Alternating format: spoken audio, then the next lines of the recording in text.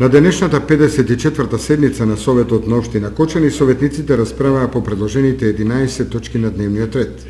Две точки не поминаа поради недостаток на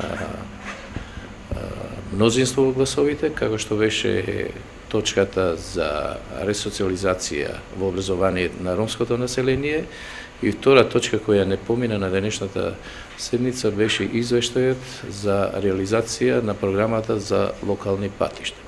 Како најважна точка на денешната седница на Советот на општина Кочани беше и ребалансот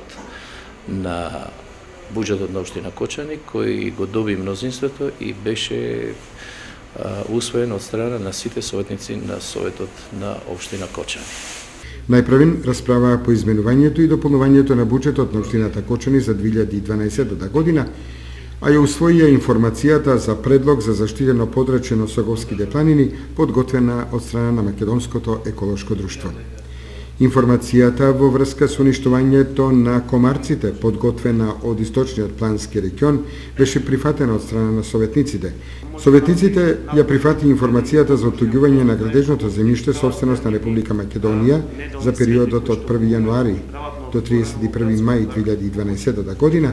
донесува и одлука за давање движна ствар собственост на општина Кочани на јавната здравствена установа Општа болница од Кочани, како и одлука за давање под долготраен закуп градежно земјиште собственост на Република Македонија за изградба на објект од јавен интерес трафостаница со непосредна спогодба. Советниците донесува и одлуки за донесување на урбанистичко-планска документација за промена на трасата на сообраќајна инфраструктура на повеќе